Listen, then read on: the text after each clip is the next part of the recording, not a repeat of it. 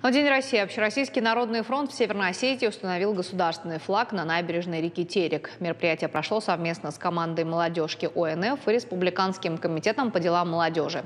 Право поднять государственный символ предоставили почетному караулу юноармейцев. Кроме того, воспитанники Дворца молодежи «Электрон» подготовили концертную программу. Второй частью праздничного мероприятия стал велопробег.